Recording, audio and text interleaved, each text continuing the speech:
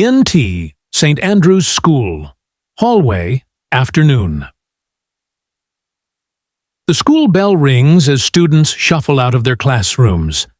Barron Trump, 18, tall and composed, walks down the hallway, his backpack slung over one shoulder. He pauses near the janitor's closet, where Mr. Jenkins, the elderly janitor, is mopping the floor. Barron watches as a group of students walk past, barely noticing the hard-working man. He takes a step forward. Barron. "Hey, Mr. Jenkins. How's your day going?" Mr. Jenkins. "Oh, you know, just another day of making this place shine." Barron notices the janitor's old, worn-out shoes, the way his hands tremble slightly from exhaustion. Something about it stirs something deep inside him. Barron. "You do a lot for this school. I don't think people say thank you enough." Mr. Jenkins. "Well, that's just part of the job, son. Ain't nobody here to notice me."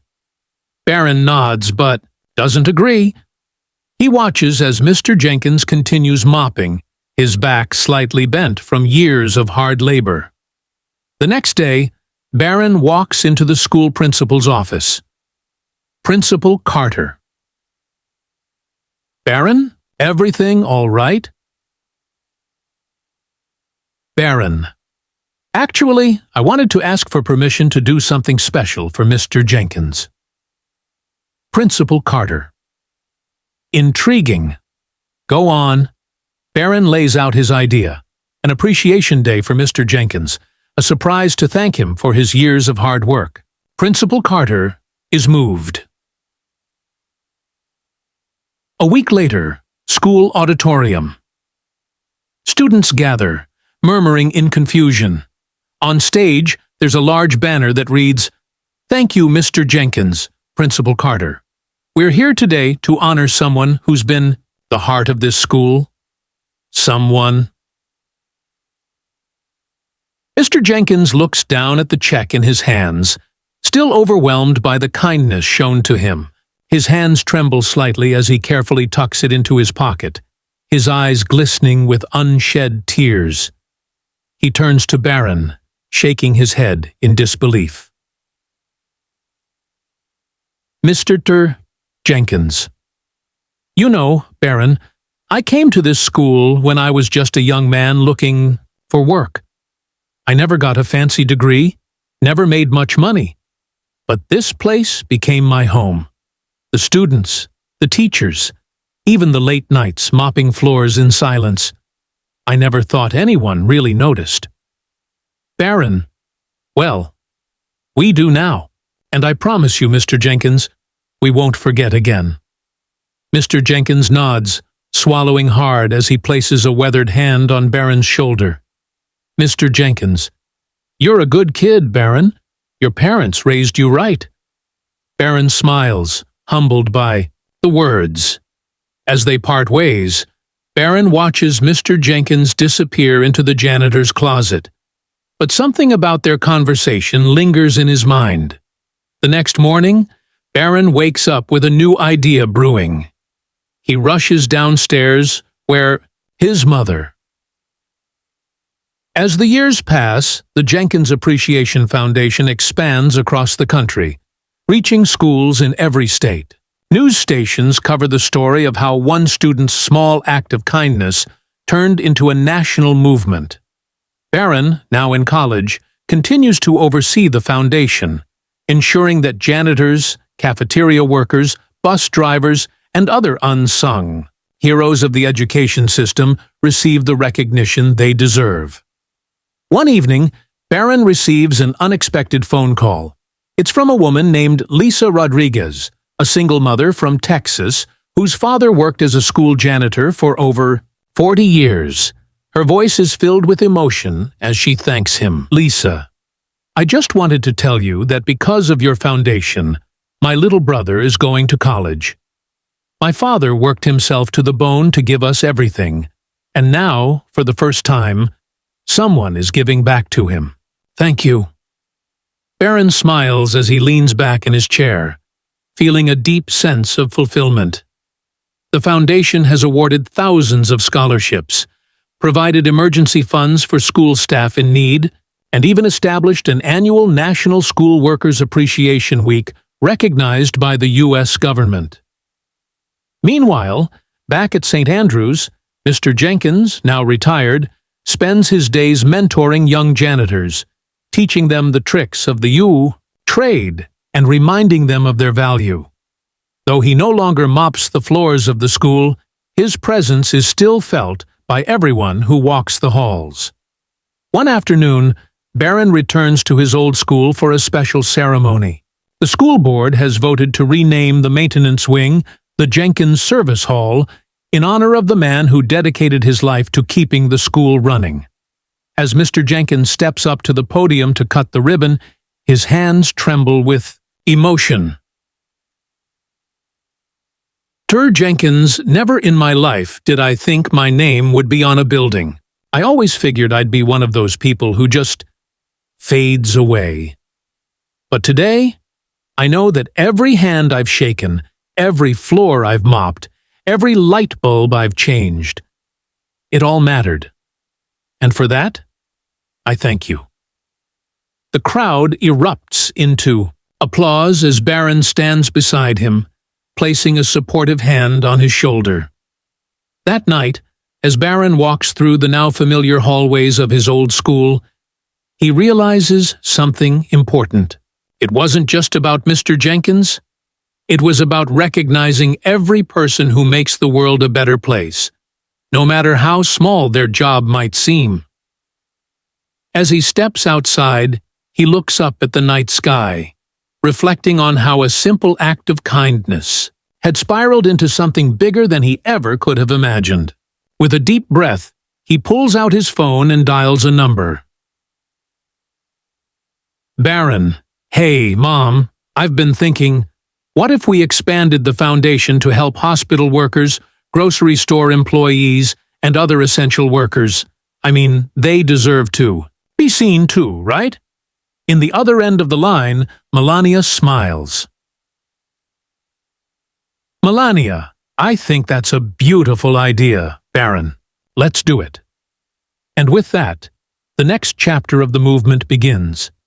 A single act of kindness had changed one man's life, then a school, then a nation. Now, it was about to change the world. Years pass, and the Jenkins Appreciation Foundation becomes a global movement.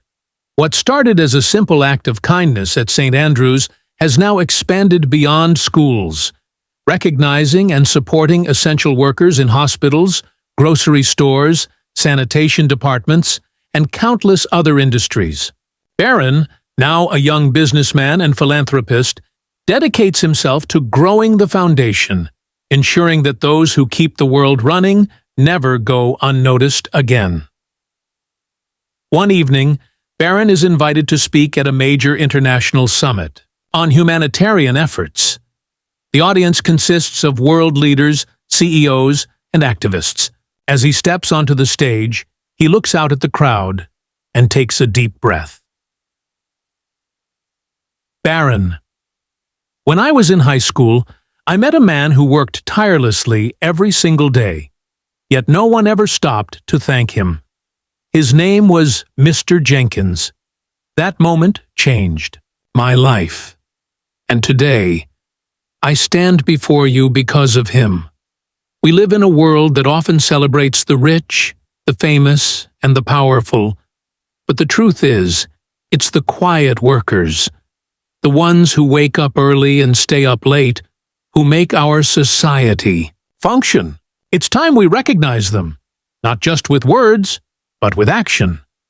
The audience erupts into applause, and as Barron steps down from the podium, he is approached by multiple world leaders who want to bring the initiative to their own countries.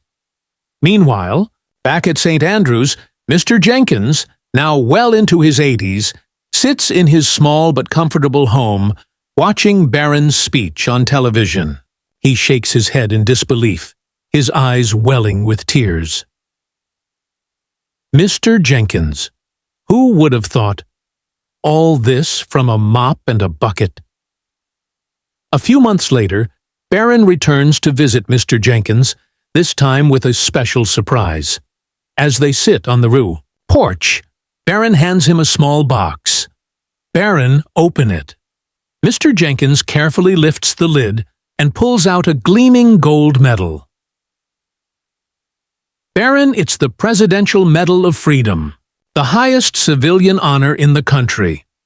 And it's yours. Mr. Jenkins stares at it, his hands shaking. Mr. Jenkins' son, I don't deserve this. Barron, yes, you do.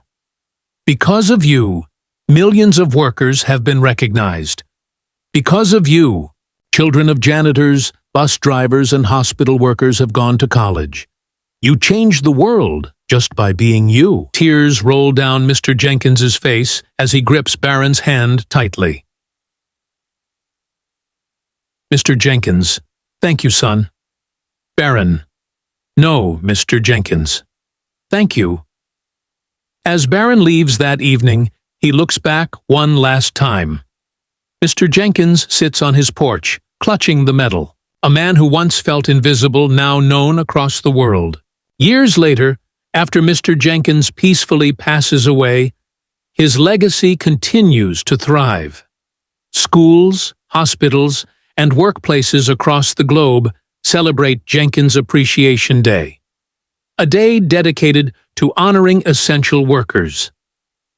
Statues of Mr. Jenkins stand in front of schools, not as a tribute to one man, but as a symbol of respect for every worker who keeps int. United Nations Headquarters, Global Humanitarian Summit Day. A massive hall filled with world leaders, philanthropists, and activists. Barron Trump, now in his 30s, stands at the podium, addressing an audience captivated by his words. Behind him, a large screen displays images of janitors, hospital workers, grocery clerks, and everyday laborers from around the world. The Jenkins Appreciation Foundation logo shines prominently. Barron. Today, we stand at a turning point in history. The world has recognized the importance of essential workers, but recognition is not enough. It is time for action. It is time to ensure fair wages, access to health care, and educational opportunities for every worker who keeps our societies running. It is time to give back to those who have given us everything. Thunderous applause erupts. Several leaders nod in agreement. The Secretary General of the United Nations steps forward, shaking Barron's hand. Secretary General. Mr. Trump, your foundation has not only inspired change, but has transformed lives globally. It is our honor to announce that the United Nations will be launching the Global Essential Workers Initiative in collaboration with the Jenkins Appreciation Foundation. The crowd stands, applauding as Barron takes a deep breath, knowing that what started as a single act of kindness has now become a worldwide movement. Int. St. Andrew's School. Memorial Ceremony. Day. Back at Barron's old school, a special event is taking place. Students, teachers, and community members gather around a newly unveiled bronze statue of Mr. Jenkins, depicting him with his mop and bucket, standing tall, a gentle smile on his face. The plaque reads, "In honor of the unseen heroes who keep our world running, inspired by the kindness of one man, Mr. Jenkins." A now retired Principal Carter steps up to the microphone. Principal Carter. Years ago, a student named Barron Trump saw what many of us failed to see, a man whose quiet work kept our school standing. That simple moment of recognition led to a movement that has changed lives around the world. Today, we dedicate this statue to every worker who has ever felt unseen. You are valued. You are appreciated. You matter. Tears fill the eyes of those In attendance as students place flowers at the base of the statue. Ext. Mr. Jenkins' grave site. Sunset. Barron, now older, stands alone in front of Mr. Jenkins's headstone, holding a bouquet of white lilies. The inscription reads, Harold Jenkins, a man who worked with love, lived with kindness, and inspired the world. Barron kneels, placing the flowers down gently. Barron. You always told me you never wanted to be forgotten. I hope you know now, you never will be. A warm breeze rustles the trees. Somewhere the sound of children laughing fills the air. The world has changed because of one simple act of kindness, proving that no matter how small an action may seem, it has the power to create waves that last for generations. The end.